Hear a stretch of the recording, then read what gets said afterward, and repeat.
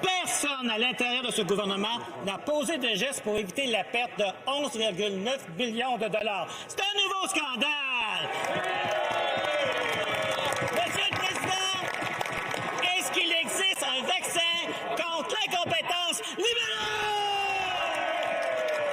Le devoir d'un premier ministre, c'est d'avoir les deux pieds sur terre. Maintenant, la lune de miel du premier ministre est terminée!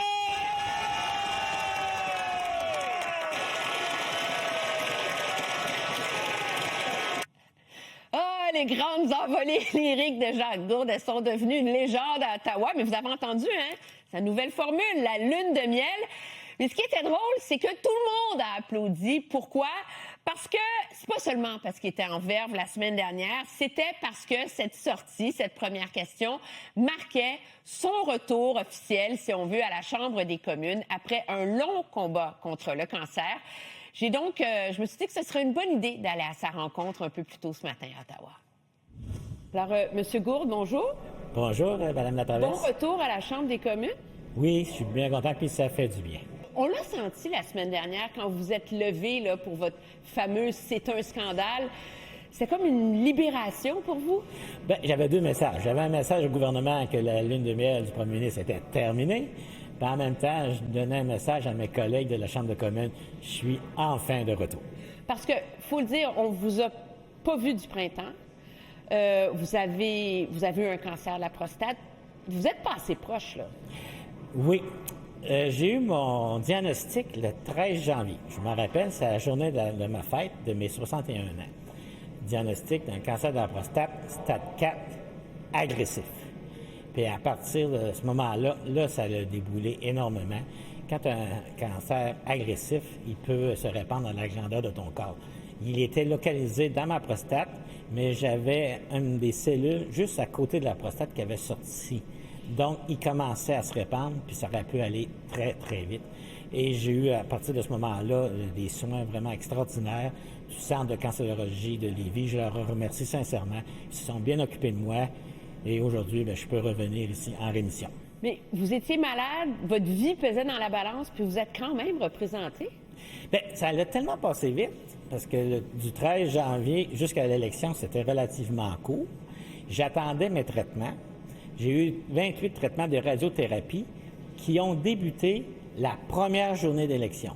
Pendant toute la campagne électorale, du lundi au vendredi, j'avais des traitements de radiothérapie. Fait qu'imaginez, le matin, c'était entre 10h et 11h. Je me rendais à l'hôpital, j'avais mon traitement, j'allais voir un peu comment ça se passait, puis après ça, j'allais me reposer dans l'après-midi, puis faire quelques activités, mais je peux vous dire sincèrement, là, ça n'a pas été la campagne électorale que j'ai pu m'investir le plus physiquement. J'avais besoin de repos. Par contre, j'ai une équipe exceptionnelle qui ont pris le relais. Et les gens me disaient dans la circonscription, genre, occupe-toi de toi, nous, on va aller voter. Et ça me sécurisait beaucoup. Est-ce que ça change notre rapport à la politique quand on a été aussi malade puis qu'on est passé aussi proche, là? Je pense que ça m'a fait grandir en tant que député. J'avais toujours porté une attention particulière aux gens qui avaient des difficultés, des maladies puis tout ça. Mais l'ayant vécu moi-même, c'était la perception de l'intérieur. Quand on reçoit un diagnostic comme un cancer ou d'une autre maladie, pendant quelques jours, tu te sens seul parce qu'il faut que tu absorbes, il faut que tu acceptes ton nouvel état de santé. Et comme moi, je m'imaginais pratiquement invincible, mais j'ai revenu, comme on peut dire, sur le plancher des vaches. Je suis un être humain avec ses faiblesses et qui peut lui aussi avoir des maladies graves comme un cancer. Mais quand on est à la Chambre des communes en train de se crêper le chignon puis d'être ultra partisan, vous trouvez pas ça comme, pas futile, mais comme secondaire par rapport à l'essentiel de la vie? Bien, l'essentiel de la vie finit toujours par la politique nous rattraper. C'est sûr, ici, quand il se prend des décisions, on voit souvent la portée des bonnes ou des mauvaises décisions 2 ans, 4 ans, 5 ans, même 15 ans après. Donc, c'est vraiment important. La politique est tout autour de nous et nous gère, qu'on le veuille ou non.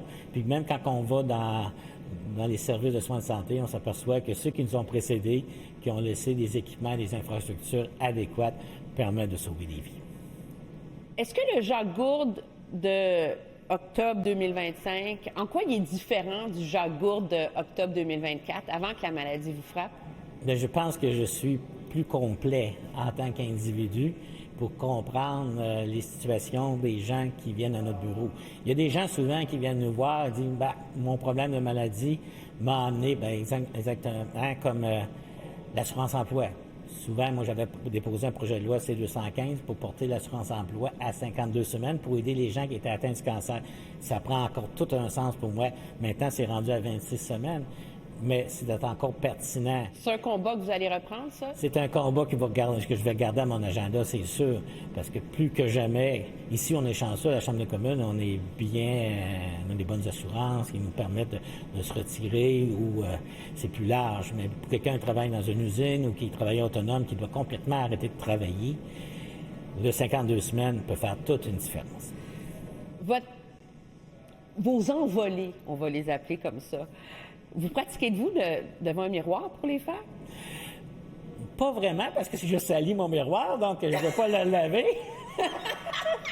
Mais je le répète souvent dans ma tête, là, c'est vraiment un feeling. Mais ça vient d'où, cette affaire-là? C'est un feeling, des fois. Puis, je vous dirais, chez nous, j'ai eu beaucoup d'enfants, j'ai des petits-enfants. Puis, quand on voit les enfants, à un moment donné, ils ont ce genre d'envolée-là. Hein? Fait que, comme de les entendre souvent à mon oreille, c'est comme de la musique, t'es porté de le répéter. Hein? Puis là, mes petits-fils rient beaucoup de moi parce que mes envolées, ils se pratiquent à la maison devant moi pour voir s'ils sont corrects. Là. Ils sont aussi bons que vous? Ah, ils sont meilleurs que moi, je peux vous le dire. Ah oui? Est-ce qu'ils vous ont donné des trucs? Non, on se pratique ensemble. Vous pratiquez avec vos petits-enfants? Oui, je le répète. Les autres, ils le répètent en me disant « T'es correct, OK, on arrête ça là parce que c'est plus dur pour mamie entendre. Pour les oreilles de mamie, c'est vraiment énorme. » Dernière question.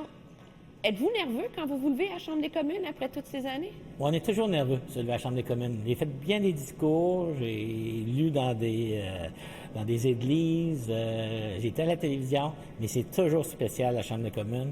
On sait qu'on est devant la population canadienne.